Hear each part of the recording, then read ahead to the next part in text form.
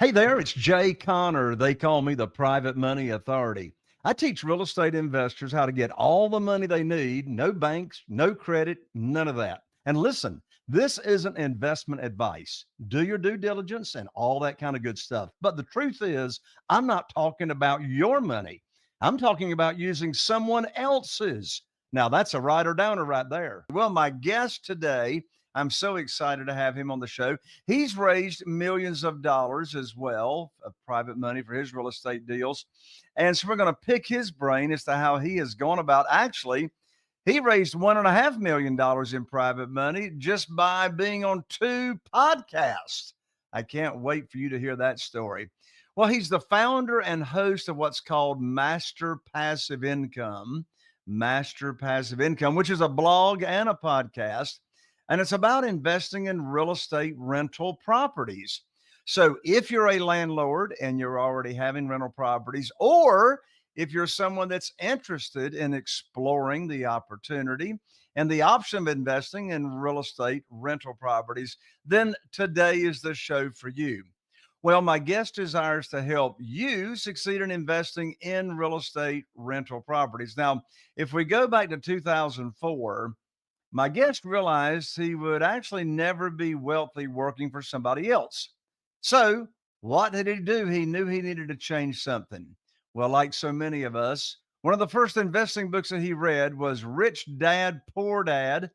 And after he read that book, he knew he needed to become an investor. So, what did he start doing? He started investing in real estate and earning cash flow all the way back in 2006. Of course, we know what was waiting for him right around the corner. That's right, the global financial crisis. So in 2016, he was able to quit his day job working for the local government. And since that time, he knows he is never going to have to work for anybody else again except for himself. Well, my guest believes that if you bless enough people, you're going to get blessed in return, just like Zig Ziglar says. You're helping other people get what they need and want. You don't have to worry about yourself. Well, my guest's desire is to give away as much free information as possible through his blog to help as many people as possible. I'm so excited to have my guest. His name is Dustin Heiner. Oh, my lands, Dustin, welcome to the amazing Raising Private Money podcast. I'm so excited to have you on. Thanks, Jay. And that was absolutely phenomenal introduction. You guys definitely did your homework. You guys know a lot about me, a lot more than most people when I go on shows and share. And so I really appreciate you having me on. I'm looking forward to sharing as much as I can. My goal in life now, my mission in life is to help 1 million people to invest in real estate. Because I found the more people, just like you said, that Zig Ziglar quote, the more people that I serve in this life, the better my life gets and the better their life gets. And so I just figure out, how do I serve more people? Because in the end, we all win. I tell you what, Dustin, you and I are on the same page because after all, it's not about reaping. It's not about reaping. It's all about sowing, all about sowing, all about Man. leading with value. I can't wait to hear your story to share with my audience about how you raised $1.5 million from just being on 2 podcasts. After all, the name of this show is Raising Private Money. But before we get into that story, I would love for you to share how in the world did you even get started in investing in real estate? Yeah. So like you said, 2006, I started investing in real estate, but I didn't start there. I started like everybody usually does. We're taught this pattern. You go to school, you get good grades, and you take those good grades and you hopefully go into college or university, and you get a piece of paper after getting tens of 20, maybe more thousands of dollars into debt. And then you get a piece of paper called a degree, and then you go and hopefully try to find a quote unquote career someplace. And then you work 40 plus years of your life and then retire at 65, 70 years old and hopefully live on 40% of what you saved the entire time. Well, I'm doing the exact same thing. In fact, I get the most stable, secure job you could ever think of. I work for a local county government in California doing IT. So California is not going away. Government's definitely not going away. And IT is not, or technology is not going away. So I get the most stable, secure job, sit down desk job. Well, I'm working that job. And at the same time, I've always been entrepreneurial. started a few different businesses, even had a newspaper route when I was young because I wanted to have a business, but they were not enough to, make me become financially independent. And I was always working that job. Well, this is what really shoved me to invest in real estate. So my wife and I started having kids. I bought one property in 2006. And as I started investing, I realized I needed to become an investor because that's where I made so much more money. Where, my property did all the work for me, making $300-400 a month in passive income just from that one property. But even though I knew I needed to be an investor, life started getting in the way. And so my wife and I started having kid after kid after kid. Eventually, this is what really got me to say, I got it. This is all I need to do. So when my wife had our fourth kid, I went on paternity leave. That's where the dad stays home with the mom, changes poopy diapers and all that good stuff, and bonds with the baby. Well, I get back to work after about 2 weeks and a Friday. In the same week I get back to work, a Friday at 3:30 in the afternoon, I get a call from my boss's secretary, like the top dog, and she says, "Dustin, would you please come to the office?" I said, "Sure." And I hung up the phone. I paused for a second because I thought, why in the world are they calling me in the office? Like, this is not normal. And I've seen plenty of movies. Friday at 3:30 is not a good sign to get called to the boss. And I started thinking, no, there's no way I'm getting laid off. I've got great seniority here. My boss is saying I do a great job. And I remember about a month or two before this, there was some rumors, there's some rumbling going that there could potentially be layoffs because the county, it was a depression or recession, 2010 ish. And then, so I get up after shaking off, said, "There's no way I'm getting laid off." I walked down the hallway to my boss's office, and this hallway isn't very long. In fact, it's kind of short, but every single step that I took, it felt like the hallway got longer and longer and longer. And it felt like my feet became lead bricks because the weight of potentially losing my job started crushing down on me. Well, I get down the hallway and I turn the corner and I see my boss's door. His door is closed, and I see his secretary there, super sweet, nice old lady. And she says, "Dustin, would you please have a seat?" So I go and I take a seat, and she's trying to console me with her eyes, kind of sheepishly grinning at me because she knows everything about what's going on. I know nothing about what's going on. Well, I go and I take my seat, and I realize that if I get laid off right now, I started thinking, my goodness, if I get laid off, did I just waste my life? This whole plan that I've been told by other people, did I waste my life? And then I realized, oh my goodness, we just had our fourth kid. If I can't afford and food for my family, did I just become like, am I a failure as a father? Am I a failure as a husband, as a man trying to provide for his family? Well, as I'm sitting there, my hands get all clammy, my forehead gets all sweaty because the nerves are just crushing me.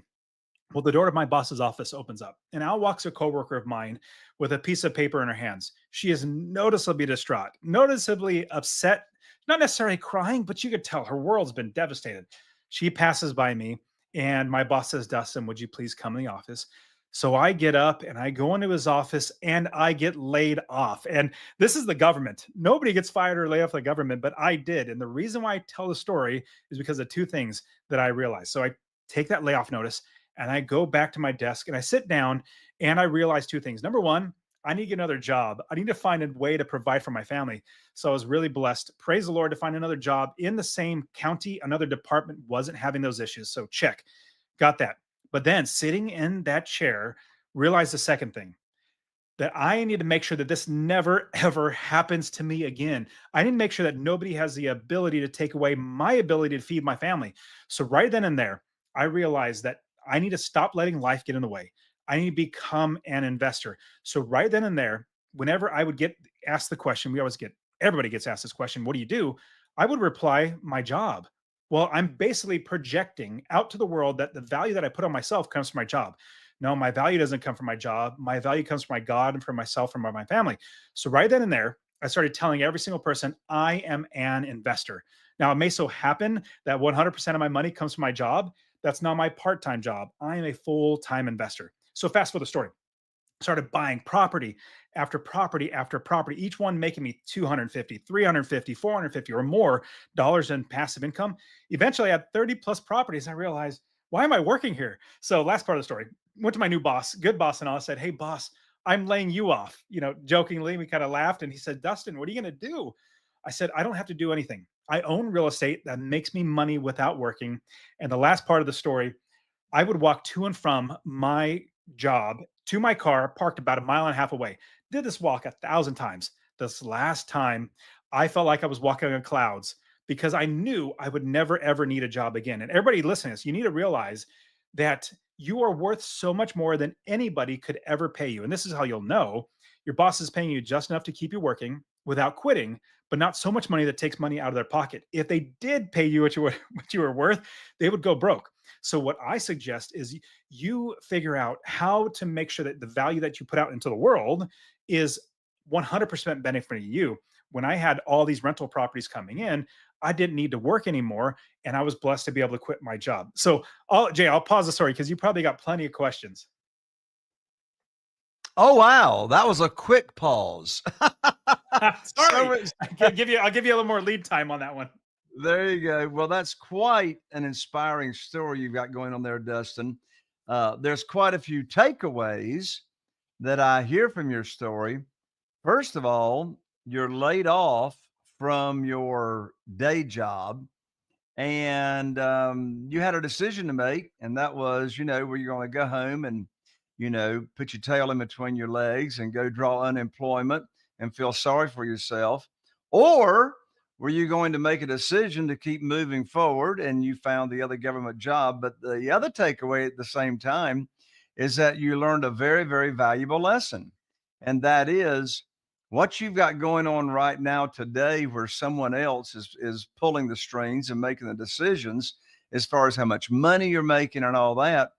You made the decision that, you know what, you can be in control of your destiny. You can decide what it is that you want to do, and where you don't have to rely on that, outside source. So I do know that one thing you've done is you've raised private money. After all, we're here on the show raising private money, but you've gone about it in a different kind of way. I've done right at 800 podcast episodes with my show here, and I don't recall anybody saying that they had raised $1.5 million in private funding just from being on 2 podcast shows. Do tell that story. Yeah. So I guess it'll be a little more clarifying on the 2 podcast episodes. So what it was, so I have my own podcast. Back in 2015, 2016, I quit my job and I wanted to serve more people. I wanted to help people. I wanted to teach people how to do this. In fact, I had friends and family members ask me how to invest in real estate. Like, how are you quitting your job? And I'm like, well, because I have real estate. They asked me, well, can you teach me? And I said, sure. So I started teaching all these people one-on-one, and just, it was fun. And I realized 2 things. I enjoyed it and I had free time. And so I decided, how can I help more people faster? So I started my podcast, the Master Passive Income Podcast.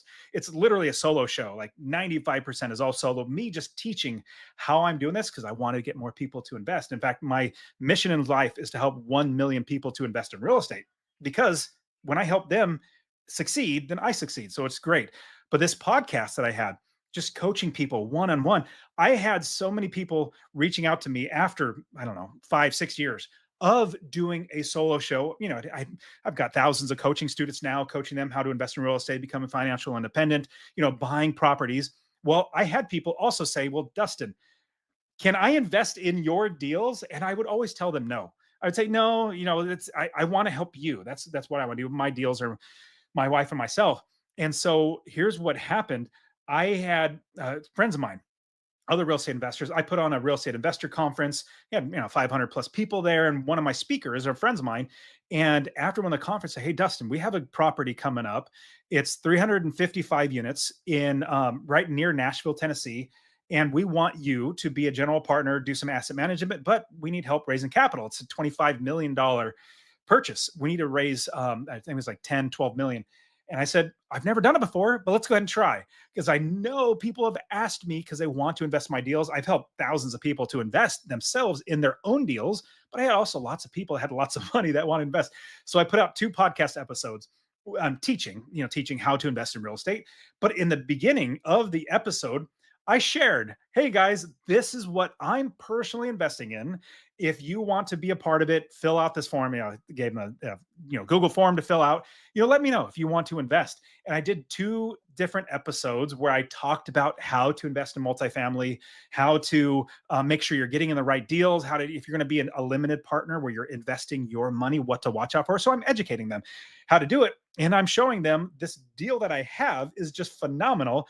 And if you want to invest with me, you can. So I put out 2 episodes. Now, here's a fun thing, Jay. So I actually have done this twice now, raising over $1.5 million twice now from 2 podcast episodes. So 2024, in May, we closed on our 355 unit apartment complex. I put out 2 episodes, but I had so many people wanting to invest with me because of all this work. And remember, when I told you that story, I told every single person after getting laid off that I'm an investor. So many people, everybody knows me. If you want to take anything away from how I raise this much money, it's because two things. Number one, I help as many people as I can.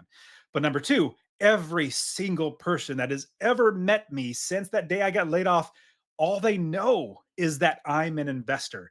And so every single person that I've ever met already knows this. And so I put out 2 podcast episodes in 2024, and I got so many people that I stopped putting it out because I had to call everybody, get everybody. So we raised 1.5 total with my 3 other partners. We raised 12 million. And then just last month, we closed on 375 unit apartment complex in Chattanooga, Tennessee. Same exact thing. In fact, I did not, let me take that back. I did not even put out on my show that I was taking investors. I don't believe I did. I just called the original investors because I had a list of like 30 or 40 different wealthy individuals. And so I called them up and said, hey, I'm investing in this new deal. Would you want, and they jumped all over it because we got it for $60,000 a unit. We could literally resell it for $110,000 a unit now, and fantastic cash flow, all that sort of stuff. But what it really came down to, if you want to boil, like I said, everything down, everybody knows me as an investor. And I've been doing it for a very long time, 10 years now, known as an investor. But number two, I've been helping so many people. When they listen to my podcast, they hear how much I want to help them. And in the end, they say, you know what? I trust Dustin. I've been listening to this guy every single week for 5 years or 10 years or however long. In fact, I have people say, Dustin, I found you. And for a month, I went back and binged all, and like I said, 400 episodes, solo show, 400 of me just teaching them how to do it. Dustin, I trust you so much. I'm giving you my money. So if you want to boil everything down, tell everybody that you're an investor from this point forward, no matter what, no matter if you don't have any properties now, everybody needs to know that you're an investor. Remember, I said, even though 100% of my money came from my job, that's my part-time job. I'm a full-time investor. But number two, serve as many people as you can. When people trust you, when people know that you are there for their benefit, then they're going to want to invest with you. So does that help round out how I raise? Now it's 3 million now from 2 episodes from bringing all the people that wanted to invest with me. Well, one thing that you just said, Dustin, that's so important is your private lenders, your investors said, I trust you, Dustin. I want to invest with you. And that's really what it's all about. At the end of the day, our private lenders and our investors really are not investing in our deals. What they're really doing is they're investing in you, the real estate entrepreneur, your confidence, your experience, your ability, to make the deal happen.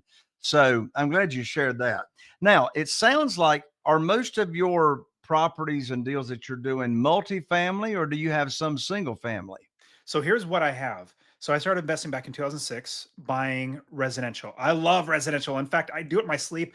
I've taught, like I said, thousands of people how to invest in residential. Absolutely love it. It's my bread and butter. I'm so confident in that because what I do is I build a business and that I make sure that I build income in that business. Like I don't go into business to lose money. Same thing with every single residential property that I buy, that I own. I own it so that I can make money every single month. And that's how I become financially independent. I quit my job at 37 years old. I like the term successful unemployed. So that's number one, is I make sure that I build a business that, and number two is that I make income. So with 30 plus single family homes now, residential that are long-term, short-term, midterm properties are 30, 60, 90 days. And so I have lots of cash flow coming in. And stuttering. In fact, I invest in 5 different states: Ohio, Texas, Arizona, Tennessee, and Indiana. In these different states, all my properties are all spread out. And then my multifamily, I have 2 different big apartment complexes and general partner on, is a 355 unit near Nashville and a 375 unit in Chattanooga, Tennessee.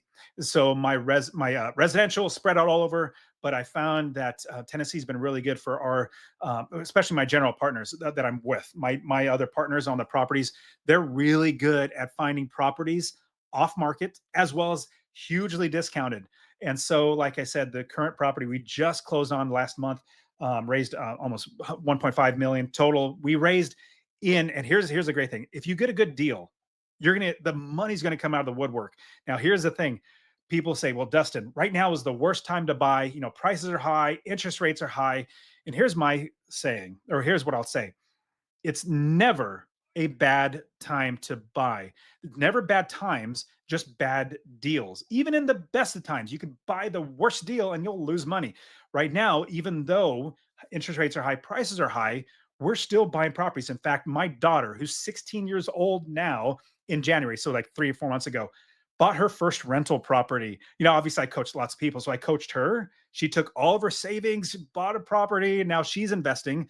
And so if you find the good deals, money will come in. So quickly getting back to that 375 unit apartment complex in Chattanooga, we needed to raise $9.2 million as a total, you know, the total GPs in 23 days because this deal is so phenomenal. We're getting it for $60,000 a unit when we could literally resell it for 110 right away. In 23 days, we raised $9.8 million. We had to tell everybody, stop, stop, stop. Don't give us any more money. We can't take any more. And so if you have a great deal, that's when the money's going to come in.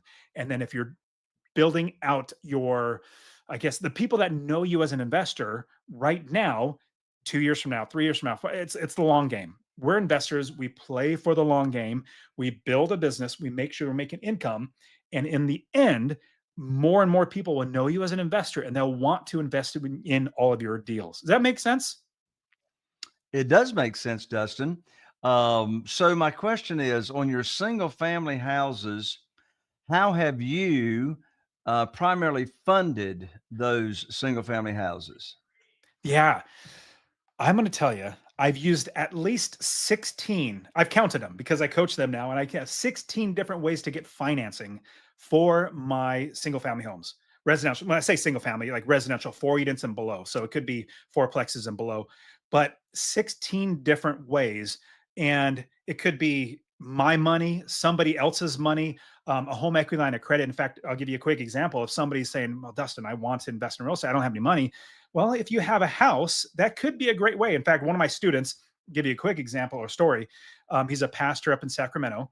He doesn't have any money. You know, pastors don't make much money, but he bought a house in 2014 ish. You know, he had equity. So I would started coaching him and we got a home equity line of credit on his home that he lived in. Then took that money, bought a house in Georgia, Atlanta, Georgia, then refinanced it, pulled that cash back out to pay off his home equity line of credit, now has his home free and clear. But this is just one that's renting, you know, making money every single month. But this is just one of, like I said, 16. It could be business line of credit, a DSCR loan, a debt service coverage ratio loan. That's where the property makes money, and that is, it's not your primary, like your personal income that guarantees the loan. It's the property itself. I've private money. I've raised private money, like my dad. I said, "Hey, Dad, this is what I'm doing. I have 5 properties now. I need some more money. Would you want to invest in my deal?" He gave me a loan. Yeah, absolutely. So there's so many different ways to get financing that, and a lot of students or a lot of people that listen to my show, the most downloaded shows are how to finance properties and how to find those two things. But those are the easiest things. And you know this, Jay, financing is so easy. When you have an amazing deal, you're going to get so much money, and you just need to obviously know how these work out. But when a student brings me, or we have a bunch of coaches, like, in fact, I'll say this: my students have graduated and they become coaches here at Master Passive Income, and we coach them because a lot of them say, "Well, I don't have money to buy the next property." You know, we scale to 8, 10, 15 properties. Well, we say, here are your options. Think of it like your tool belt. If you're a construction worker, you have a tool belt, lots of tools. Well, all these different tools will fit a certain thing that you're working on. You know, hammers and nails and ladders, and like everything is a different tool. All these different 16, 17 different ways, they're all different ways to get financing for a property. Another quick one is, you know, taking over somebody's loan is subject to. Anyways, I can give you a whole list of them, but that's what we do. The financing is not the problem. The easy part is financing the property because there are so many ways to do it. I love it, Dustin. Well, I think you should really start talking to your doctor about getting a pill subscribe or prescribed to you to give you a little bit more energy, give yourself a little bit more passion, give yourself a little more stamina. You're amazing, Dustin. I'm so excited to have you here on the show to share your passion, to share what you're so excited about, what you're passionate about. And I know that I've got a lot of people that are listening to this conversation that you and I are having. What's the best way for people to get in touch with you and continue the conversation with you? Absolutely. Would you mind if I give everybody a free course that would hopefully help them to invest? No, they should not get a free course from you. Absolutely not. No free, no free, no freebies. Absolutely give them a free course. Awesome, Jay. Yeah, so I created a course that I just give away because I want to help a million people. So you go to masterpassiveincome.com/free course, all one word, masterpassiveincome.com/free course. Or if you're listening on a podcast, it might be easy. You can text the word rental, RENTAL, rental to 33777. Rental to 33777. I'll give you my course where you can find you could build a business anywhere in the country, invest all over the country, buy your properties, make sure you're making cash flow, become financially independent. I'll definitely give that to you completely for free. Text the word rental to 33777.